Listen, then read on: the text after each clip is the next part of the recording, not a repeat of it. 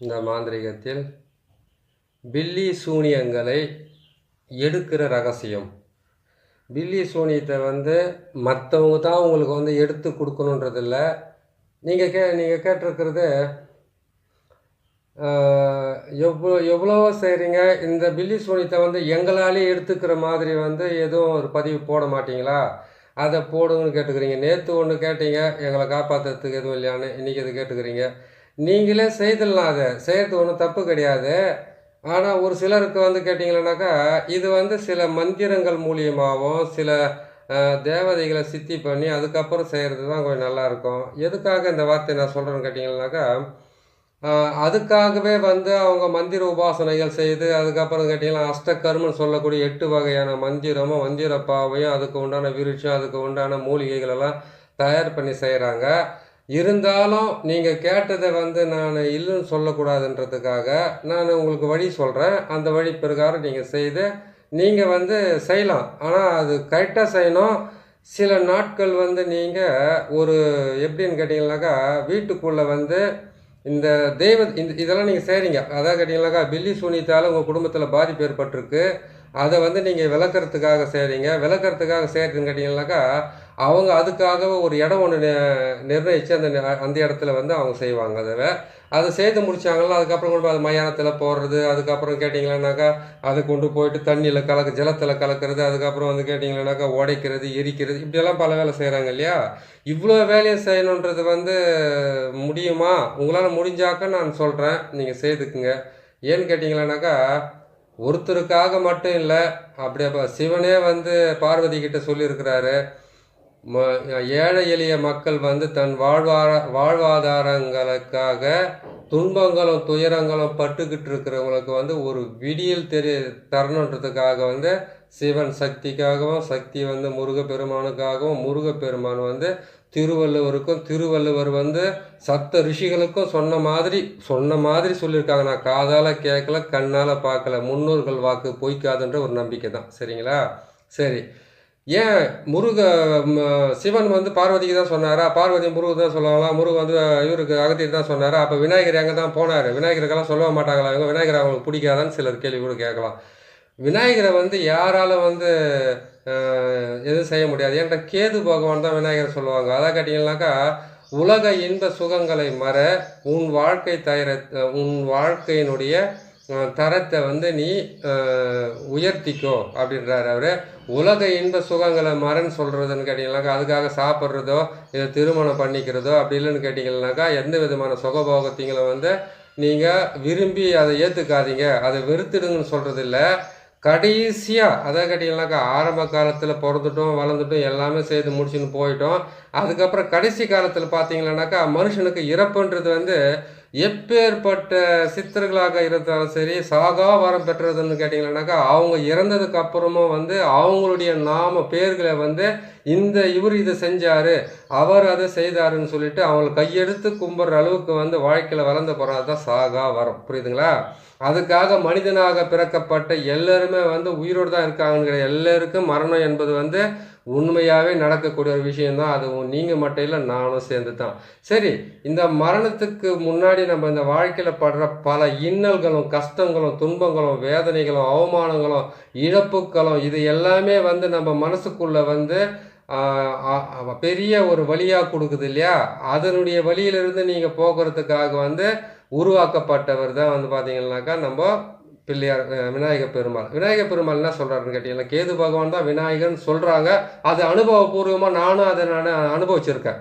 அதனால் உங்களுக்கு சொல்கிறதுல ஒன்றும் தப்பே கிடையாது. சரி, விநாயகர் பெருமானை என்ன சொல்கிறாங்க கேட்டால், கேது பகவான் என்ன சொல்கிறாங்க கேட்டிங்கன்னாக்கா, எதுவுமே நிரந்தரம் இல்லை. ஒருத்தருடைய பசிக்கு நம்ம சாப்பிட முடியாது, இன்னொருத்தருடைய வலிக்கு நம்ம மருந்து சாப்பிட முடியாது, இன்னொருத்தருடைய கஷ்டத்துக்கு ஆறுதல் தான் சொல்ல முடியும். அதுக்கு என்ன காசா பணம் அந்த கன்றாவிக்கு எல்லாம் கேட்டிங்கன்னா என்னப்பா பிரச்சனைன்னு கேட்டிங்கன்னாக்கா, அவங்க வீட்டில் ஒரு கஷ்டம் இருக்குதுன்னு வச்சுக்கோங்க. அந்த கஷ்டத்தை நீ இந்த பக்கம் போய் தீர்த்துக்கோ, நீ அந்த பக்கம் போய் தீர்த்துக்கோ, நீ இந்த பக்கம் போய் செஞ்சுட்டு நீ இதை பண்ணுன்னு தான் சொல்லுவாங்களே தவிர, நான் இருக்கிறேன் நீ கவலைப்படாதுன்னு சொல்கிறதுக்கு ஒரு ஆள் இல்லை.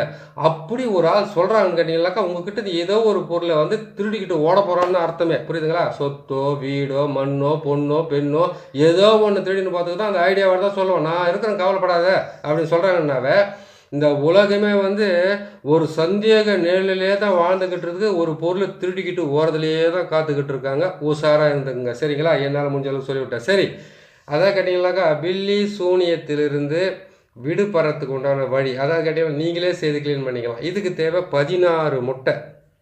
16 முட்டையை வாங்கிக்கோங்க. நீங்களே செய்துக்கலாம், வீட்டில் தேவை. நீங்களும் செய்யுங்க. மாந்திரிகராக இருந்தாலும் கம்மியான விலையில தான் சொல்லியிருக்கோம் பாருங்கள், நீங்கள் செய்துங்க. நீங்களே வந்து 16 முட்டையை வாங்கிக்கோங்க. 16 முட்டையை வாங்கிட்டீங்களா? சரி, இந்த 16 முட்டையை தூக்கி அப்படி எங்கன்னா வச்சிடலாம் அந்த பக்கம் எங்கன்னா. அதுக்கப்புறம் பார்த்தீங்கன்னா மண் பாத்திரத்தை வாங்கி இதுக்குள்ளே தான் நீங்கள் வந்து செய்ய வேண்டிய முக்கியமான வேலைகள்லாம் இருக்குது. அந்த சக்கரத்தை நான் கடைசியாக காட்டுறேன். அதுக்காக நீங்கள் நாளைக்கு கண்டிப்பாக ஃபோன் பண்ணுவீங்க. ஏன்னு கேட்டீங்கன்னா அந்த சக்கரத்தை தெரியாமல் பண்ணிட்டீங்களா, நாங்கள் என்ன தான் பண்ணுறதுன்னு கேள்வி கேட்பீங்க. கடைசியாக நான் கண்டிப்பாக காட்டிடுறேன். எதனா முயற்சி பண்ணி காட்டுறேன், கவலைப்படாதீங்க. சரிங்க, 2 வந்து மண் பாத்திரத்தை வாங்கிட்டீங்க. ஒரு தகுடு செம்பு தகுடோ அப்படின்னு கேட்டிங்கனாக்கா வேறு எதுவும் ஒரு தகுடு வாங்கிட்டீங்க. இது செஞ்சு வச்சுருக்கிறது மற்றவங்களுக்காக நான் செஞ்சு கொடுக்க போகிறேன். அது வந்து உங்களுக்கு நான் சொல்லி விட்றேன், நீங்களும் செஞ்சுக்கங்க. சரிங்களா? இதை செய்து முடிச்சிட்டிங்க. இந்த மண் பாத்திரத்தை வாங்கி தனியாக வச்சுக்கிட்டீங்க. வச்சுட்டு என்ன பண்ணிக்கிறீங்கனாக்கா 4 கலசம் 3 தேங்காய் மட்டும் தான். 16 முட்டை, 2 மண் பாத்திரம், அதுக்கப்புறம் கேட்டிங்கன்னா 4 தேங்காய், 4 கலசம் 3 தேங்காய் மட்டும் தான் எடுக்கிறீங்க. சரிங்களா? இது எல்லாத்தையும் வாங்கி என்ன பண்ணுறீங்கன்னு கேட்டிங்கன்னா இதெல்லாம் எடுத்து வச்சுருவோம் ஓரமாக இருங்க. இந்த சக்கரை உங்களுக்கு தெரியலனாக்கா அதுக்காக என்ன ரொம்ப இது பண்ணுவீங்க. இந்த சக்கரத்தை கொஞ்சம் பாருங்கள். இந்த சக்கரத்துக்குள்ளே வந்து என்னென்ன இருக்குதுன்றது உங்களுக்கு நான் தெளிவாக காட்டிடுறேன். ஓம் என்ற எழுத்தை போட்டிருக்கேன். உள்ளே வந்து பிரம்மனுடைய கோடு, பிரம்மனுடைய வீடு போட்டிருக்கேன். அதுக்கப்புறம் அது உள்ளே பார்த்தீங்கன்னா 4 வந்து முக்கண்ணன் சிவன், அதுக்கப்புறம் கேட்டிங்கன்னாக்கா முக்கோண வட்டம் சிவனுடைய வீடுன்னு சொல்லக்கூடிய 4 வந்து போட்டிருக்கேன். அது வந்து கேட்டிங்கன்னா நடுவில் 1 போட்டிருக்கேன், 3 பக்கம் 3 போட்டு சூலத்தை போட்டிருக்கிறேன். இந்த பக்கம் ஓம் என்ற இடத்துல ஒரு சூலம் வந்துருக்குது பாருங்கள். ஓம் என்ற இடத்துல ஒரு சூலம், இங்கே வந்து ஓம் என்ற இடத்துல ஒரு சூலம், நடுவில் வந்து வா அப்படி பார்க்கக்கூடாது. இது பாருங்கள், சி வா ய ந ம, இதுதான் எழுத்து. இங்கே ஒரு ஓம் என்ற எழுத்து போட்டு இங்கே ஒரு சூலம் போட்டிருக்கேன், இங்கே ஒரு சூலத்தை போட்டிருக்கேன். இவ்வளோ தான் இதனுடைய சக்கரம். இங்கேருந்து தொலைவாகிறதுக்கு நல்லா உங்களுக்கு தெளிவாக காட்டுறேன் பாருங்கள். சரிங்களா? இதை பார்த்துட்டீங்க. இப்போ நான் வச்சுட்டு உங்களுக்கு தெளிவாக சொல்கிறேன், கேட்டுங்க. இந்த சக்கரத்தை வந்து வீட்டில் வந்து நீங்கள் தகுட்டில் எழுதினாலும் சரி, இந்த மாதிரி நீங்கள் போட்டுக்கிட்டாலும் சரி. செய்துட்டிங்களா? செய்து முடிச்சுட்டு ஒன்று என்ன பண்ணுறீங்கன்னு கேட்டிங்கன்னாக்கா ஒன்றும் இல்லை, இந்த கருப்பு உளுந்து இருக்குது பார்த்தீங்களா, கருப்பு உளுந்துன்னு சொல்லுவாங்க, அந்த உளுந்தை வாங்கிக்கிங்க. எள்ளு வாங்கிக்கிங்க. 2 மட்டும் வாங்கி என்ன பண்ணுறீங்கன்னு கேட்டிங்கனாக்கா, அதாவது எதுக்காகன்னு கேட்டிங்கன்னாக்கா பில்லி சூனியத்தினால வந்து குடும்பத்தில் பிரச்சனைகளால் இது வந்து ரகசியமாக செய்து முடிக்கிற வேலைக்கு தான் இது. இது எப்படி செய்வாங்கன்னு சொல்லி பார்த்தீங்கன்னாக்கா, வீட்டுக்குள்ளே வந்து ஒரு மந்திரவாதி வந்து போகிறாங்க, ஒரு இது வந்து போகிறாங்கனாக்கா அவங்க வந்து ஐயோ அவங்க என்ன பண்ணிட்டாங்க, இவங்க என்ன பண்ணிட்டாங்க, அவங்களுக்குள்ளே இருக்கிற குறைகளை தீர்த்துக்கிறதுக்காக தான் அவங்க செய்கிறாங்கன்றதை யாரும் புரிஞ்சிக்க மாட்டாங்க. அதனால் வந்து நீங்களே செய்துக்கலாம். அதாவது எள்ளு ஒரு 1/4 கிலோ வாங்கிக்கோங்க, கருப்பு உளுந்து ஒரு 1/4 கிலோ வாங்கிக்கோங்க. 2த்தையும் வாங்கிட்டீங்களா? 2த்தையும் வாங்கிட்டு என்ன பண்ணுறீங்க கேட்டிங்கன்னாக்கா வீட்டில் சாதத்தை செஞ்சுடுங்க. சாதத்தை செய்துட்டு இது ஒரு 1/4 கிலோ அரிசி போட்டு கூட சாதத்தை பொங்கிடுங்க. பச்சை அரிசியாக இருந்தால் ரொம்ப நல்லது, புழுங்கல் அரிசியாக வேணாம். அது மாதிரி செய்துட்டு என்ன பண்ணுறீங்கன்னு கேட்டிங்கன்னாக்கா எள்ளையும் அந்த கருப்பு உளுந்தையும் 2த்தையும் சேர்த்து என்ன பண்ண நல்லா போட்டு வேக வைங்க. வேக வச்சுட்டு மிக்சியில் போட்டு அரைச்சிக்கங்க. வெந்துட்டா பரவாயில்ல, வேக அரைச்சி எடுத்துட்டு, இல்லைன்னா உடச்சி கூட நீங்கள் வேக வைக்கலாம். பச்சரிசி கூட சேர்த்து வேக வச்சு என்ன பண்ணிக்கிட்டீங்கன்னாக்கா உங்கள் வீட்டில் எத்தனை பேர் இருக்கீங்க அத்தனை பேருனுடைய தலையை ஒவ்வொரு அதாவது கேட்டிங்கன்னா சாதத்தை அப்படியே ஒரு இலையில போட்டுட்டு கீழே வச்சுட்டு அந்த இலையிலேருந்து என்ன பண்ணுங்க கேட்டிங்கனாக்கா ஒவ்வொரு பிடி சாதங்களாக எடுத்து தலையை வந்து சுற்றி எடுங்க. சுற்றி அது மொத்தத்தையும் எடுத்துட்டு ஒரு மண் பாத்திரத்தில் வைங்க. நான் சொன்னேன் இல்லையா, 2 மண் பாத்திரத்தை நீங்கள் வாங்கணும் அப்படின்னா அந்த ஒரு மண் பாத்திரத்தில் ஒவ்வொரு ஆளும் 3 கை சாதத்தமாக சுற்றி சாப்பிடக்கூடாது, சுற்றி அதில் வச்சுடுங்க. வச்சுட்டு என்ன பண்ணுறீங்கன்னு கேட்டிங்களேனாக்கா இந்த தகுடு இருக்குது பார்த்தீங்களா, நான் போட்டிருக்கேன் சக்கரம், அது மாதிரி வீட்டில் இருக்க மொத்த பேர் சுற்றி அந்த மண் பாத்திரத்தில் வச்சுடுங்க. வச்சுட்டிங்களா? வச்சுட்டோன்னே இந்த கலசம் எதுக்குனாக்கா இந்த தகுடை போட்டு நீங்கள் வீடெல்லாம் வந்து வீட்டில் 4 பக்கமும் சேர்த்து கீழே போட்டு புதைச்சி வைக்கிறதுக்கு தான் இந்த தகுடு. செய்துட்டீங்க. செய்து முடிச்சிட்டோன்னே இதுக்கு என்ன பண்ண கேட்டிங்கனாக்கா எதனால் பில்லி சூனியத்தை வந்து எடுக்கிற ரகசியம் சொல்லிக்கிறேன்னு கேட்டிங்களானாக்கா இந்த சக்கரத்தை போட்டு நீங்கள் வீட்டுக்கு 4 பக்கமும் போடலாம். நீங்களும் கழுத்தில் தாய்த்தான் நீங்கள் போட்டுக்கலாம். தேவை தாய்த்தான் நீங்கள் போட்டுக்கிட்டாலும் உங்களுக்கு பிரச்சனைகள் எதுவும் வராது. நீங்கள் நம்பிக்கையோடு நீங்கள் செய்யலாம் அந்த வேலையவே. அந்த 16 முட்டையுமே என்ன பண்ணுறீங்கன்னு கேட்டிங்கன்னாக்கா ஒவ்வொரு முட்டையாக நீங்கள் என்ன பண்ணுறீங்கன்னாக்கா உச்சந்தலையிலேருந்து உள்ளங்கால் வரைக்கும் தடவிக்கிட்டே வந்துடுங்க. தேய்ச்சிக்கிட்டே வரணும். தேய்ச்சிக்கிட்டே வாங்க. தேய்ச்சிக்கிட்டே வந்து என்ன பண்ணீங்கன்னாக்கா கீழே வந்து அந்த மண் பாத்திரம், இன்னொரு மண் பாத்திரம் பாரு, அந்த மண் பாத்திரம், அதான் 2 மண் பாத்திரம் கேட்டிருக்கிறேன். நீங்கள் 4 கூட வாங்கிக்கணும். இதை நான் கலசம் கட்டி வச்சுருக்கேன். இந்த மாதிரி கட்டி நீங்கள் அதை உடைக்க தான் உடைக்கணும். அதுக்காக நீங்கள் கட்ட வேண்டிய அவசியம் கிடையாது. புரியுதுங்களா? சரி என்ன பண்ணுறீங்க கேட்டீங்கன்னாக்கா அதை நீங்கள் முட்டையெல்லாம் உங்கள் தலையை வந்து தலையில் தேய்ச்சி 3 முட்டை அதாவது கேட்டிங்கன்னா 16 முட்டை எடுத்துக்கங்க. வீட்டில் 2 பேர் 4 பேர் 6 பேர் 8 பேர் 16 பேர் இருந்தால் கூட 16 முட்டையை மட்டும் செஞ்சுங்க. 16 முட்டையில் வந்து ஒரு முட்டையில் வந்து இந்த சிவனுடைய வீடுன்னு சொல்லக்கூடிய முக்கோணத்தை போட்டு சீன்ற எழுத்தை மட்டும் போட்டுட்டு 3 பக்கமும் சூலத்தை மட்டும் போட்டால் போதுமானது. நீங்கள் அதை மட்டும் போட்டுட்டு நீங்கள் செஞ்சுக்கிங்க. செஞ்சிட்டிங்களா? அந்த முட்டையெல்லாம் மொத்தத்தையுமே வந்து என்ன பண்ணுறீங்க கேட்டிங்கன்னாக்கா நிறைய கற்பூரம் வாங்க வேண்டியதாக இருக்கும். கற்பூரத்தை வாங்கி உங்கள் காலடி மண்ணை எடுத்துக்கோங்க. உங்கள் வீட்டை சுத்தமாக தொடச்சி அது உள்ளே இருக்கிற மண் எடுத்துக்கோங்க. அதுக்கப்புறம் வந்து வீட்டு வாசல் இருக்குது பார்த்தீங்களா, அந்த பக்கம் மண் எடுத்துங்க. வீட்டுக்கு 4 பக்கம் இருக்குது பார்த்தீங்களா, 4 பக்கமும் 4 மண் எடுத்துங்க. 3 வழி கூடுறதுல கொஞ்சம் மண் எடுத்துக்கங்க. இந்த மண்ணையெல்லாம் எடுத்து அந்த முட்டையை சுற்றுறீங்க பார்த்தீங்களா, அந்த பாத்திரத்தில் போட்டுருங்க. அந்த மண்ணெல்லாம் எடுத்து அதுக்கப்புறம் முட்டையை என்ன பண்ணுங்க, ஒவ்வொரு ஆள் ஒரு முட்டையாக 4 பேராக இருந்தாக்கா 4 முட்டையாக சுற்றி அதில் வச்சுருங்க. 5 பேராக இருந்தாக்கா அதுக்கு தகுந்த மாதிரி முட்டையை வந்து நீங்கள் டிவைட் பண்ணிங்க. 20 பேர் இருந்தால் கூட இன்னும் எக்ஸ்ட்ராவோட முட்டை வாங்கிக்கலாம். இவ்வளோ 16 முட்டையில் தான் மொத்த பேர் சுற்றணுன்ற அவசியமெல்லாம் கிடையாது. எக்ஸ்ட்ரா கூட முட்டையை வாங்கி நீங்கள் பிரயோகம் பண்ணலாம். பண்ணி செய்துட்டு என்ன பண்ணி மொத்தத்தையுமே எழுதி முடிச்சிட்டிங்க. அந்த முக்கோணத்தை போட்டுட்டு அதில் வந்து உங்கள் தலையை போட்டு மொத்தத்தையும் அப்படி தேய்ச்சி எடுத்து அதில் வச்சுட்டிங்க. கால் முதல் கூட செய்யலாம். அது எவ்வளோ தப்பே கிடையாது. சிவன் அச்சாரம் போட்டிருக்குமே, இதை நம்ம கையில் காலில் பட்ட தப்புன்னு கேட்டாக்கா சிவனே நமக்குள்ளே தான் வந்து தங்கிக்கிட்டு இருக்கிறாரு. நீங்கள் அவரை மனசில் நினச்சாவே போதுமானது. அவருக்காக வந்து நீங்கள் பயப்பட வேண்டிய அவசியமே கிடையாது. ஒவ்வொருடைய மனுஷனுடைய இதயத்துக்குள்ளே வாழ்ந்துக்கிட்டு இருக்கிற எல்லாம் வல்ல இறைவனாக தான் அவர் இருக்கிறார். சரியா? அதனால என்ன பண்ணீங்கன்னாக்கா சுற்றி அதில் வச்சுருங்க. வச்சு தேய்ச்சி அதில் வச்சுட்டு என்ன பண்ணீங்கன்னா கற்பூரத்தை நிறையா வாங்கிட்டு வந்து கற்பூரத்தை வந்து உங்கள் தலைகளை சுற்றி அதில் வைங்க. அதே மாதிரி கேட்டிங்கன்னாக்கா உங்கள் காலடி மண் அதில் போட்டுக்கிறீங்க. 3 வைக்கு 1 மண் போட்டுக்கிறீங்க. வீட்டை சுற்றி 4 பக்கம் மண் எடுத்து அதில் போட்டுக்கிறீங்க. எல்லா மண்ணையும் அதில் போட்டுக்கிறீங்க. இந்த கலசம் எதுக்குன்னு கேட்டிங்களா, அந்த வீட்டு சுற்றிலையும் போகிறதுனா 4 தகடு எழுதி 8 குச்சி, அதுக்கப்புறம் கேட்டிங்களானாக்கா கவிழ் தும்பை, அப்படி இல்லைன்னு கேட்டிங்கன்னா பேய் வெரைட்டி, அதோடு சேர்த்து என்ன பண்ணீங்கன்னு கேட்டிங்களானாக்கா நீங்கள் இது பேய் தும்பை இருக்குது பார்த்தீங்களா, அதுவும் எடுத்துங்க. இதெல்லாம் எடுத்துகிட்டு வந்து என்ன பண்ணீங்கன்னு கேட்டிங்கனாக்கா இந்த 8 குச்சி அதில் போட்டுட்டு அதுக்கப்புறம் கேட்டிங்கன்னா இந்த தகடை எழுதி அதில் போட்டுட்டு மொத்தத்தையுமே சேர்த்து என்ன பண்ணுறீங்கன்னு கேட்டிங்களானாக்கா பன்னீரோ ரோஸ் வாட்டரோ மஞ்சள் தண்ணியோ அப்படின்னு கேட்டிங்கன்னா மாட்டு கோமியமோ இது எல்லாத்தையும் என்ன பண்ணிக்கிட்டால் இந்த பாத்திரத்துலேயே அந்த மண் கலசத்துக்குள்ளேயே போட்டுருங்க. போட்டுட்டு என்ன பண்ணிங்கனாக்கா இந்த தகடு ஒன்று காட்டலையா, அந்த தகட்டில் வந்து என்ன பண்ணிங்கனாக்கா இந்த அச்சாரத்தையே போட்டு எழுதிட்டு அதை மேலே போட்டு நல்லா கட்டிட்டு 4 பக்கமும் 4 உங்கள் வீட்டை சுற்றி போதீங்க. இந்த தேங்காய் வச்சிருந்து பார்த்தீங்களா, அந்த மாதிரி 4 தேங்காய் எடுத்துங்க. 3 தேங்காய் கூட எடுத்துக்கலாம்.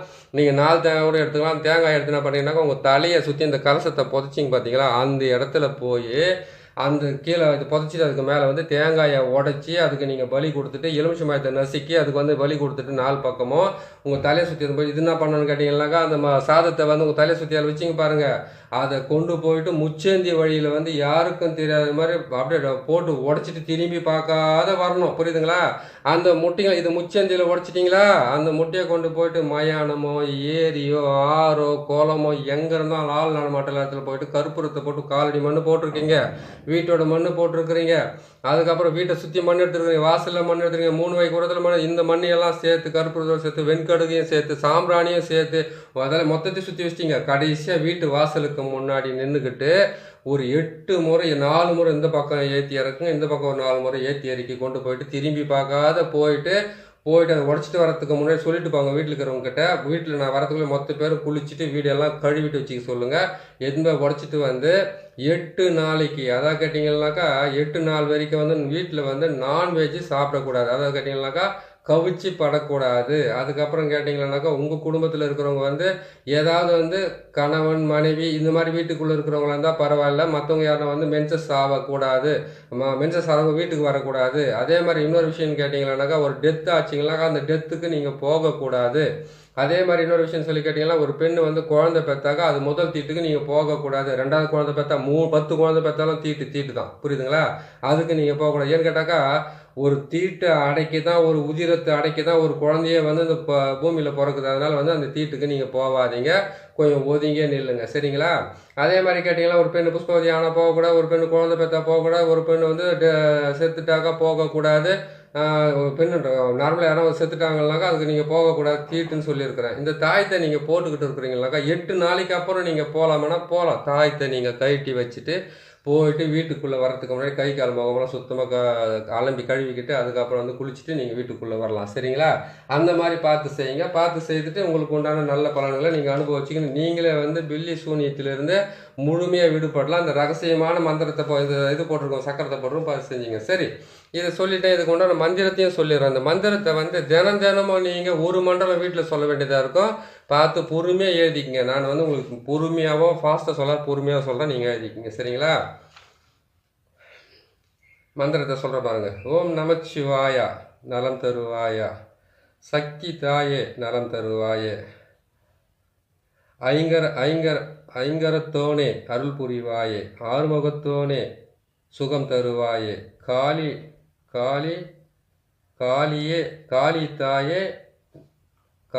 தாயே நன்மை தருவாயே, பகவதி தாயே பாவங்களை தீர்ப்பாயே, மகாமாயி தாயே மனம் இறங்குவாயே, எல்லாம் துயரும் பெருக்கும் எல்லாம் துயரும் போக்கும் தாயே, பொல்லாததை அழிக்கும் தாயே, உன்னை நினைத்தேன் பாதம் பணிந்தேன், எங்கள் துயரை தீர்த்திடுவாயே. இதை மட்டும்தான் நீங்கள் சொல்கிறது. 4 திசை 8 திக்கு காக்கும் தாயே ஓம் சிவாய ஓம். இதுதான் அதனுடைய மந்திரமே. இந்த மந்திரத்தை வந்து நீங்கள் தினமும் சொல்லிக்கிட்டே வந்தீங்கன்னாக்கா உங்களுக்கு வந்து குடும்பத்தில் இருக்கிற செய்வன பாதிப்பு, உங்களுக்கு இருக்கிற இழப்புக்கள், உங்களுக்கு இருக்கிற கஷ்டம், துன்பம், வேதனை எல்லாமே விலகி போகும். சரிங்களா? வீடியோ நீளம் அதிகமாக இருக்கிறதுனால கொஞ்சம் பொறுமையாக சொல்ல வேண்டியதாக இருந்துச்சு. இந்த சொன்ன மந்திரத்தில் வந்து எதாவது குறை இருந்தாக்கா உடனே அதை நீங்களே சரி பண்ணிக்கோங்க. ஏன்னா பொறுமையாக தான் சொல்லியிருக்கிறோம் பாருங்கள். நாங்கள் பொறுமையாக சொல்கிறது எனக்கு கஷ்டமாக தான் இருக்கும். சரிங்களா? சரி, நீங்கள் கேட்டீங்க, நான் போட்டிருக்கேன் பாருங்கள். வீடியோவை பிடிச்சிருக்குதுனாக்கா பிடிச்சிருந்தால் லைக் பண்ணுங்கள், சப்ஸ்கிரைப் பண்ணுங்கள், லைக் பண்ணுங்கள், ஷேர் பண்ணுங்கள். இன்னொரு நல்ல பதிவில் நான் உங்களை சந்திக்கிறேன். நன்றி, வணக்கம்.